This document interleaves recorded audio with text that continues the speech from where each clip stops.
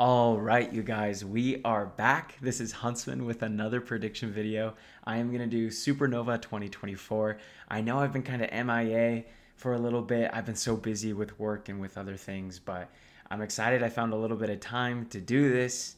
And yeah, and I don't want to make this video like super long, so let's jump right into it. I have my little cheat sheet here on my phone.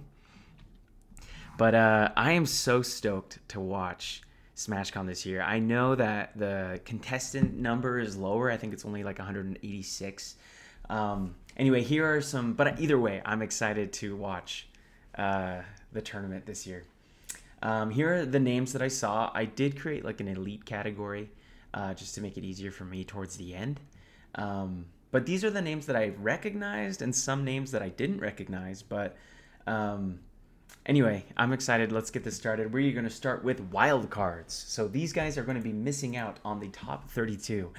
And the first and foremost, we have D Moles. Oops. D Moles has a great Pika, has a great Falcon. I think he's a solid player. He kicked my butt when I played at Super Smash Con last year. I think he's barely just going to miss out on top 32. I think he's a really solid player. I haven't really watched him play a lot lately, but I know he has it in him. So I'm going to keep him as a wild card for now.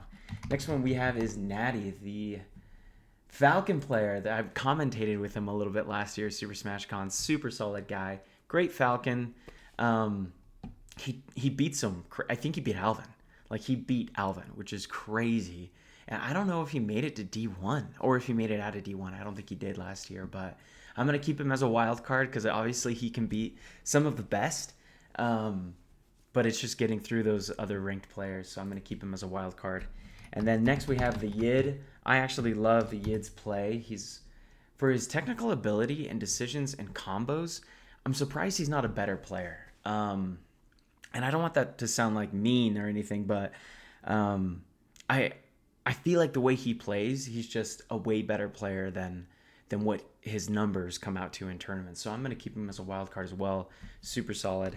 Next we have Wolf, the older gentleman. Super nice guy. I got to play him for the first time last SmashCon. Super fun. Awesome Kirby. Yeah, no, it was just, I think I got to watch him. I saw him watching top 8 and he was just loving it. So he's such an awesome guy and I love his Kirby. He's a very patient player. So if some of these other players that I have in top 25 get impatient, I could easily see Wolf cracking the top 32. Next, we have the one and only Shears. We all know who Shears is. He doesn't DI, which honestly, like, has become so important as the game has gotten bigger and bigger. So I think it's been really hurting his game that he doesn't DI as well as other players. And I know his line is you only DI when you lose, but I think it might hurt him quite a bit if he doesn't start DIing like he should. So I'm going to keep him as a wild card. Next we have Reefy Beefy. He kicked my butt at a battle at the border. Did super well. He's a solid Pika player. As long as he just does well against players that he should do well against, I like him as a wild card. Super awesome guy too. Next we have Blondie, just missing out on top 32. I don't know if Blondie is going to go Pika or if he's going to go Yoshi. I love his Yoshi though. If he does both, that'd be awesome. I love watching him play. I love playing him too. It's super fun. But if he goes all Pika, I could see him making some upsets. And I think his Yoshi's really good, but I don't think it's quite at the level of his Pika yet. And I could be wrong about that because it's been so long. But I'm going to keep him as a wild card. And this is where it gets really interesting. Next, we have Combo Blaze. The only reason why I'm putting Combo Blaze as a wild card is because I don't know what character he's going to play. Sometimes he goes DK, sometimes he goes Link, sometimes he plays Falcon. His Falcon is top notch. His other characters are fantastic too, don't get me wrong. But I think just the unpredictability of which character he's going to play makes me put him as a wild card. And then the next two, we have two Kirby players. Next one we have is Quapples. Quapples, solid Kirby. We've all played him. The guy is now older. I mean, he was that one kid playing Super Smash Bros. 64. I don't know if he dedicates a lot of time playing Smash. But he kind of just relies on catching people with up tilt, edge guarding, doing the Kirby things. And yeah, so I have him as a wild card for now.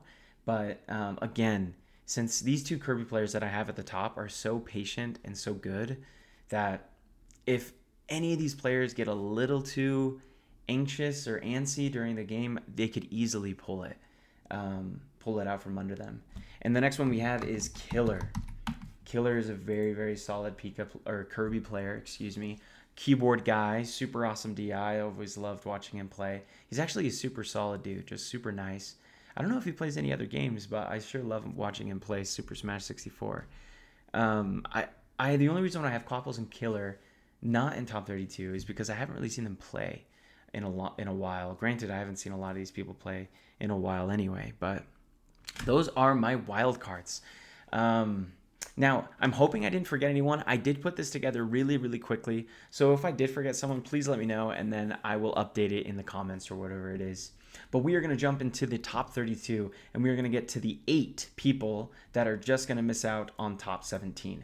So even though these are ranked from top to bottom, I don't really see it that way, because it's not like the player in front of them from here to there is beating them. They're just going to get beat by someone I think that's going to be going to tied 17th.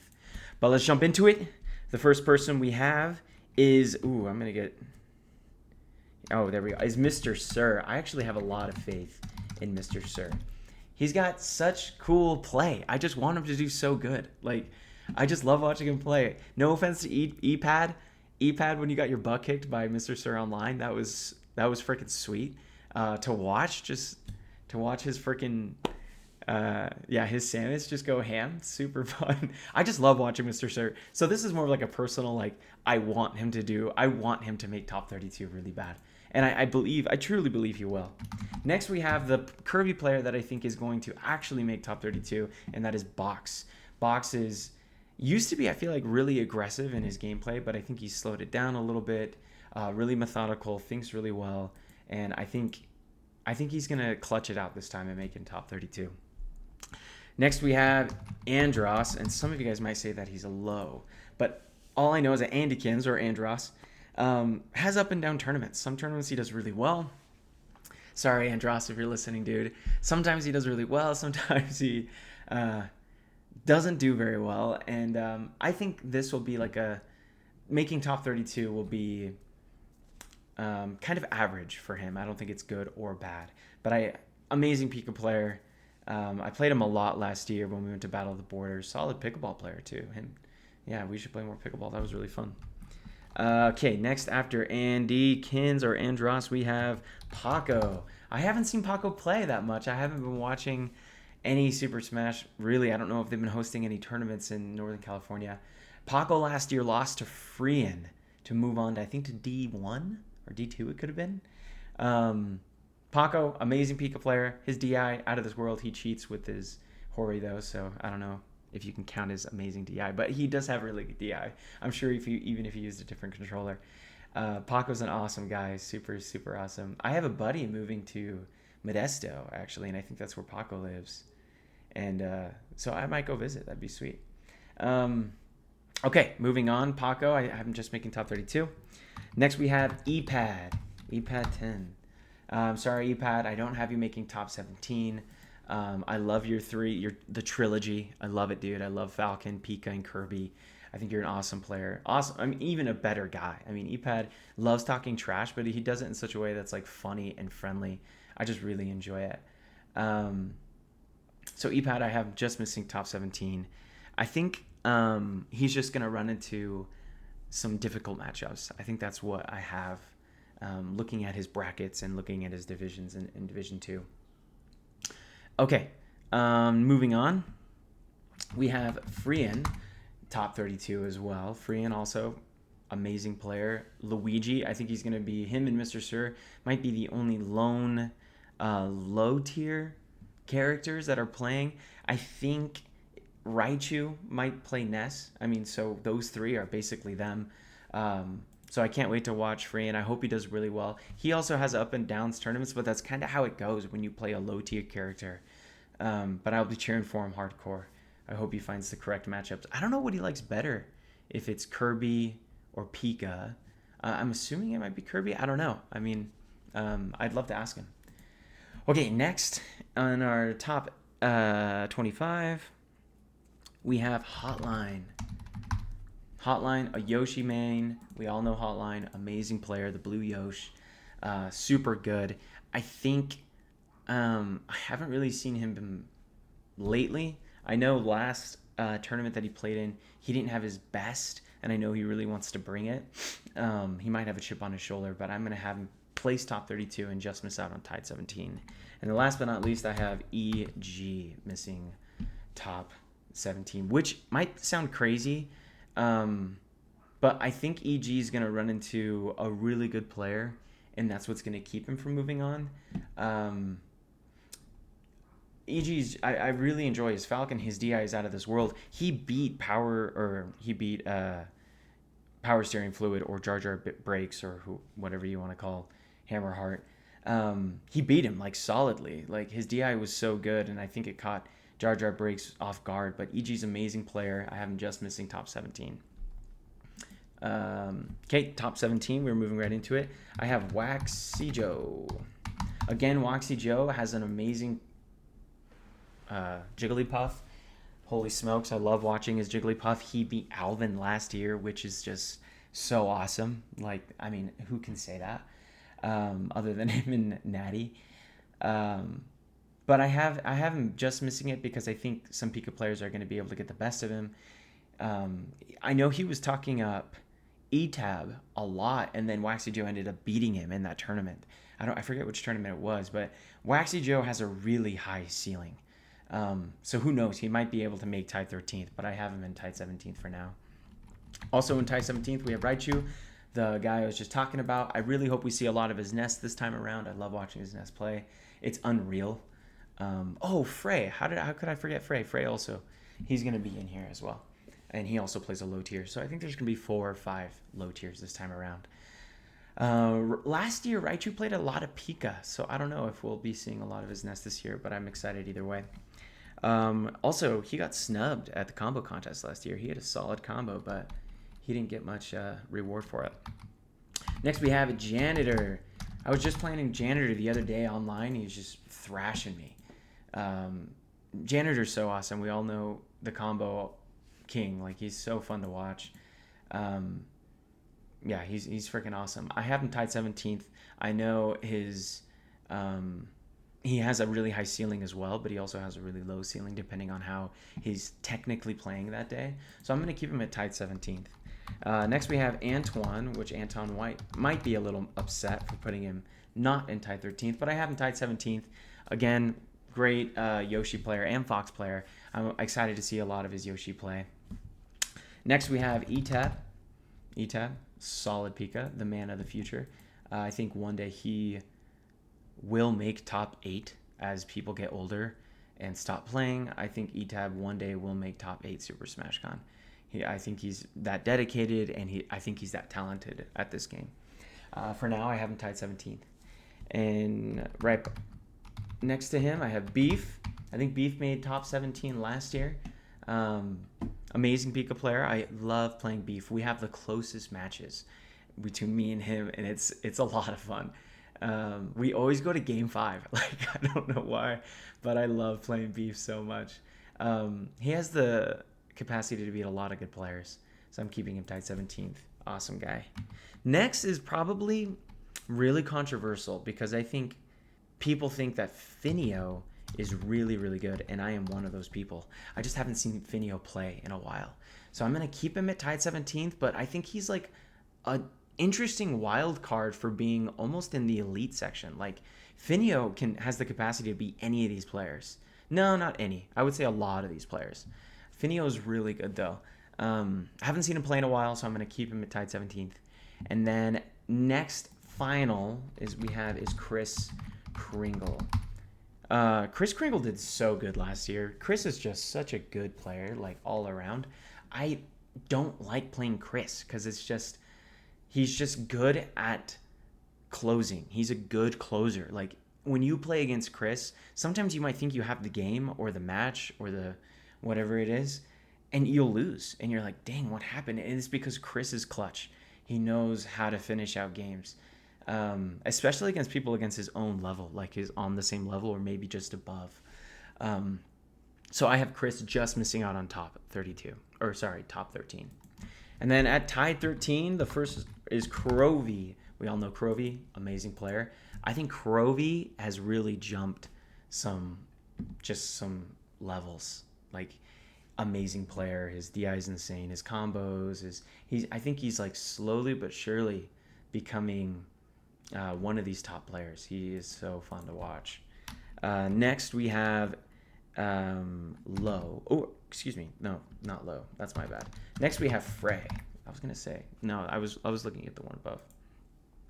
Next we have Frey. Frey is so good. I love watching Frey. I love watching his nest. When he took a game from Kuraba, that was probably one of the most hype things I've ever seen.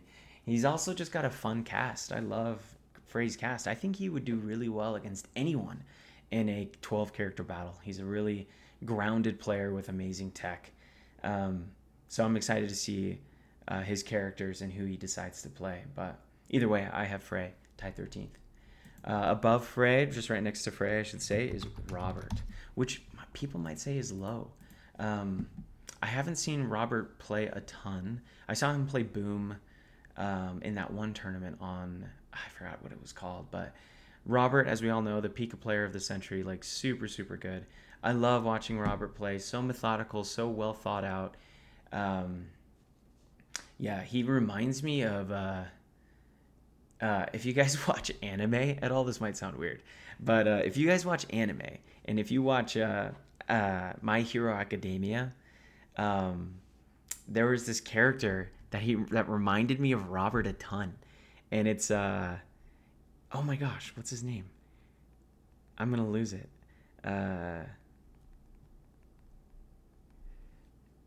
It's Night Eye. It's Sir Night Eye. That's right. So sorry, I'm a nerd, but I love anime. And Robert reminds me of Sir Night Eye. Like, it's weird, but he's just like super calm, well thought out, and he just makes good decisions. So I have him tied 13th. And next to Robert, we have Dogs Johnson. I am keeping Dogs at tied 13th. I think Dogs is amazing. I think Dogs has potential to make top 8, and I hope he does. I just think that this is gonna be a tournament for other players. I don't know why. It's just a gut feeling that I have. But Dogs is a fantastic player. Honestly, he could make top 8 easily. So I might eat those words, but for now I have him tied 13th. And now tied for 9th. Now these guys are just missing out on top 8, so they're not going to make the big stage, but it's going to be really close. I have Kix. He played last year. Super good player. Him and Maha were very, very, very good. Doesn't make a lot of mistakes from what I could see. And just a solid player. I know, and he's able to practice with a lot of really good players from Japan. Okay, next from Kix, we have Low. Low, again, just missing out on top 8. I think he has potential. Could easily make top 8. Low is just a really fun guy to play with. I played teams with him the other day, and I felt like he was in the right place at every single moment. And I always was trying to like help him out, but I always found myself just like falling behind. And it was incredible to see how his game has like stepped up, and I really hope he does well this time around. Between him, KD3, and Josh Brody, it is just such a battle between those three. I can never give one the upper hand. I feel like one of them always has the potential to beat the other. And then next to Low is Jar Breaks, or Hammerheart, or Power Steering Fluid. I love Hammerheart so much. He's such a great guy. Like, he's such a good friend. Like, he's just an honest, happy dude. And I love talking to Hammerheart. He's just an authentic man. Amazing Kirby. Holy crap. I hope he makes some upsets this year. I know him and Nax. I went to game 3, I think. And it was close. So I hope he does some upsets this year. I don't know how much he's been playing, But either way, I'm excited to watch him play. I have him just missing out on top 8. And then last but not least, just missing out on top 8, I have Josh Brody. Now, I have Josh Brody low in almost every single tournament I put him in, and I don't know why. And then the one time I put Josh Brody like winning it, he like missed out. He like took 5th or something like that. But I think Josh Brody is a fantastic player, and I'm excited to team with him for our 12 character battle in November, but we'll see what happens. I have him just missing out, and then on top 8, and I think he is going to lose to, he's going to have to play Nax, Kiro, or KD3. Now, if he plays KD3, I think there's a really good chance that Josh Brody can win. But as for now, I'm going to give it to KD3. And now, making top 8. So making top 8, at the very bottom, I have Mercy. He made top 8 last year. It was super fun to watch him play Fox. I love watching him play. Like, whether it's his Yoshi, Fox, he is just mind-boggling. I honestly thought he had it against Kiro. He SD'd, I think, twice. And I thought he was going to put it to a game 5. Like, that's how good I think Mercy is. So I hope he does some upsets. Last year he had a really nice bracket. Like, his bracket really allowed him to make top 8 and even farther. So this year he might run into a couple difficult players who could give him some challenging matches, but I really think Mercy's going to pull through.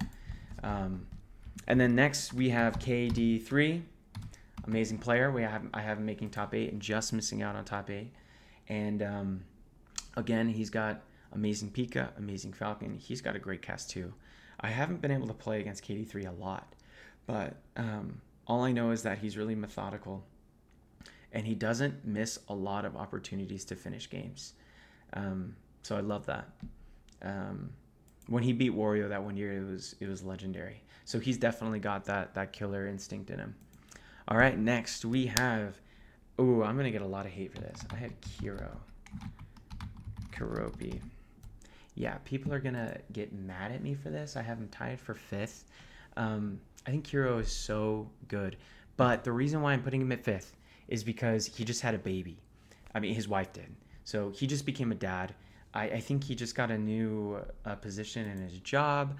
I think he's been really busy lately. I don't know how much he's been playing. And who knows? Maybe he's been waking up at 1 a.m. and grinding for 2 hours on Super Smash Bros. 64, just like hardcore playing. But as for now, I'm going to keep him tied for 5th because I know a lot's been going on in his life, and I know how difficult that can be balancing your hobbies. So I'm going to keep him at 5th. Next, we have Nax and Nax. Oh, que significa mañana. Nax, holy smokes, I feel so bad putting you tied for 5th. And this was such a hard decision to make. But I really feel like Kuraba. No, I'll let you guys know. Nax is such a great human being. Like, I truly think Nax will win Super Smash Con one year. If it's not this year. Obviously the people from Kiro up can win Super Smash Con. I think they can. But man, I just have a really hard time putting Nax above because of how I think this is going to play out this year. Now, people might think I'm crazy, but this is how I think it's going to play out. We are at the top 4. So this is 4th place. And the solo 4th place I have is Kuraba. Now, the reason why I have Kuraba at 4th, I called him winning 2 years ago. And I had Isaiah winning last year. So I feel like I've been calling him pretty good for the last couple of years. And it hurts me to put Kuraba at 4th because I truly think he's the best player at the tournament. But his kryptonite is Wizrobe. And I think Wizrobe, I'm going to put him at 3rd, is going to run into Kuraba early. And I think he's going to send him to losers. And then the only 2 people, in my opinion, that can have proven that they can beat Kuraba is Wizrobe and Wario. And I think Kuraba's going to run into them because last year he didn't run into Wario and he didn't run into Wizrobe. Or 2 years ago and last year. So it'll be interesting to see. Maybe Kuraba finally breaks, that blocking wall that Wizrobe has always given him. Because I think Wizrobe has always beat him in the Ditto. But it'll be interesting to see. I'm excited to watch it. I really hope Wizrobe and Kuraba meet up again because it's so fun to watch. For now, I'm going to keep Rob at 4th, Wizrobe at 3rd, and 2nd, I'm going to put Wario. I think Wario has been upset with his past placements and I think he's coming in with a huge chip on his shoulder, like a big old Dorito. And the man, I think he really wants to win. But I have Super Boom Fan. I'm going to do this. I'm going to do every single one. Maybe this is wrong. I think it might. Yeah, I think it starts with. Nah, that might be right. I'm having Super Boom Fan taking first. I don't want to put a lot of pressure on Boom, but I think this is his year. I think he's going to beat Kuraba. I think he's going to beat Wario. I think Boom's Falcon is going to do some spectacular things. And Boom, I have him winning Supernova 2024. It's not going to be easy. I think it's going to be hard. I don't know if he'll ever pull out the Jigglypuff, to be honest. If he goes down 2-0 against Kuraba, I might see him pull out the Jiggly, but I doubt it. I really do. Anyway, I have Boom winning Supernova 2024. You guys might think I'm crazy, but I do believe in Boom. His Falcon can do some crazy things, and I think he's in such a good spot mentally, like just being kind of chill with whatever happens. I feel like he's having a lot of fun playing the game, and I think he's in a good spot to finally win it. So I'm having Super Boom Fan winning it all, Supernova 2024. Guys, I'm bummed I won't be able to be there, but I am stoked for every single player. Again, if your name isn't on the list of players right here, I'm sorry. I tried to find the ones that I saw and could recognize. Huge shout outs to literally every single one of you guys. I hope you do incredibly well. I will be cheering you on, screaming my head off, including those of the combo contest. And I really hope I can make it out next year. Okay, I think that is it. We have it all. Let me know in the comments, who do you think is going to win it all? Call me crazy. You can tear apart my predictions as much as you want. I haven't had a lot of time to prepare these, but I had a lot of fun doing this. So thank you guys. Have a good one, and good luck if you're competing in Supernova. I'll see you guys later.